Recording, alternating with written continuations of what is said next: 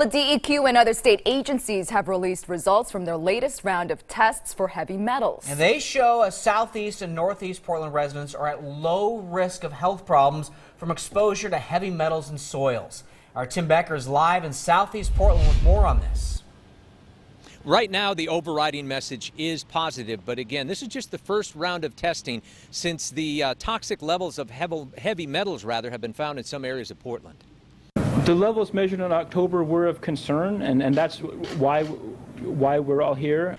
It was air testing near Bullseye Glass in southeast Portland that turned up alarmingly high levels of arsenic and cadmium. There definitely was a reason to do this looking that we've been doing, to look for a contamination in soil. It's good that we didn't find it. Toxicologist David Ferrer tells me the 67 soil samples taken in 3 areas around Bullseye Glass showed heavy metal levels that were too low to be harmful to people. Because of that, the Oregon Health Authority has lifted its advisory on gardening in the vicinity of Bullseye Glass. Both the OHA and DEQ shared reading levels for cadmium, arsenic, and chromium-6, all at levels not considered a health risk.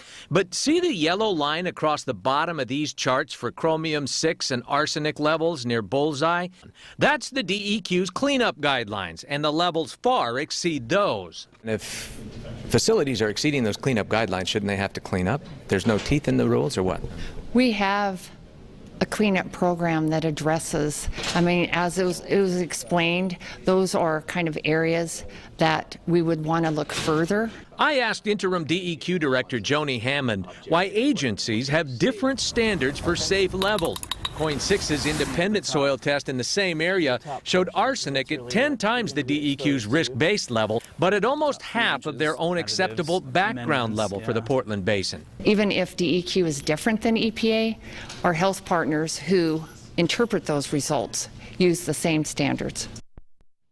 And that health partner she's talking about would be the Oregon Health Authority. They decide what to do with the data they get from all those different agencies like the EPA and the DEQ.